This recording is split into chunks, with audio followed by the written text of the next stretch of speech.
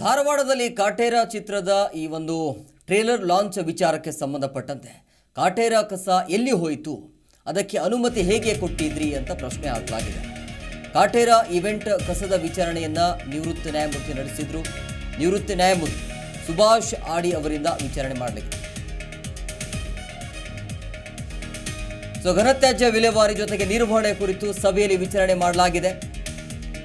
ಧಾರವಾಡದಲ್ಲಿ ಕಾಟೇರ ಚಿತ್ರದ trailer launch ವಿಚಾರಕ್ಕೆ ಸಂಬಂಧಪಟ್ಟಂತೆ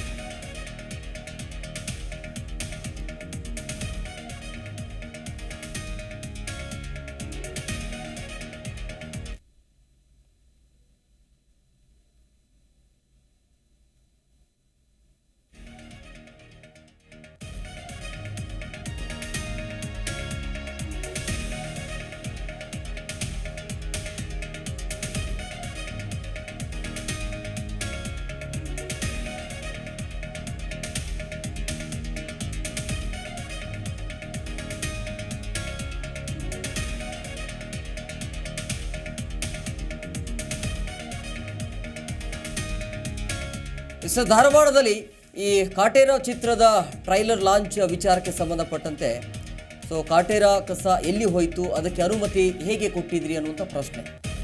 ಈ ಕಾಟೇರ್ ಇವೆಂಟ್ ಕಸದ ವಿಚಾರಣೆಯನ್ನು ನಿವೃತ್ತ ನ್ಯಾಯಮೂರ್ತಿ ನಡೆಸಿದ್ರು. ನಿವೃತ್ತ ನ್ಯಾಯಮೂರ್ತಿ ಸುಭಾಷ್ ಆಡಿ ಅವರಿಂದ ವಿಚಾರಣೆ ಮಾಡಲಾಗಿದೆ. ಘನತ್ಯಾಜ್ಯ ವಿಲೇವಾರಿ ನಿರ್ವಹಣೆ ಕುರಿತು ಸಭೆಯಲ್ಲಿ ವಿಚಾರಣೆ ಮಾಡಲಾಗಿದೆ. ಪಾಲಿಕೆ ಅಧಿಕಾರಿಗಳಿಂದ ಮಾಹಿತಿಯನ್ನು ಕೂಡ ಪಡೆದುಕೊಳ್ಳಲಾಗಿದೆ. ಅಧಿಕಾರಿಗಳ ಮಾಹಿತಿಗೆ ನ್ಯಾಯಮೂರ್ತಿ ಸಿಡಿಮಿಡಿಗೊಂಡ್ರು. ರಾಷ್ಟ್ರೀಯ ಹಸಿರು ನ್ಯಾಯಾಧಿಕರಣದ ರಾಜ್ಯ ಸಮಿತಿ ಅಧ್ಯಕ್ಷರಾಗಿರುವಂಥದ್ದು ಆಡಿ ಅವರು. ಈ ಸಿನಿಮಾ ಏನಿದೆಯಲ್ಲ, ಕಾಟೇರ ಸಿನಿಮಾ ಹೇಳದೆ ಕಸದ ಬಗ್ಗೆ ವಿಚಾರಣೆಯನ್ನು ಮಾಡಲಾಗಿದೆ ಅಂತೇಳಿ. ಮೊನ್ನೆ ಹುಬ್ಬಳ್ಳಿಯಲ್ಲಿ ಸಿನಿಮಾ ಕಾರ್ಯಕ್ರಮ ಆಯ್ತಲ್ವಾ, ಆ ಕಸ ಎಲ್ಲಿ ಹೋಯಿತು ಅಂತೇಳಿ ಪ್ರಶ್ನೆಯನ್ನು ಹಾಕಲಾಗಿದೆ. ಅವರೇ ಕ್ಲೀನ್ ಮಾಡಿಕೊಂಡಿದ್ದಾರೆ ಅಂತ ಅಧಿಕಾರಿಗಳು ಕೂಡ ಹೇಳ್ತಾರೆ.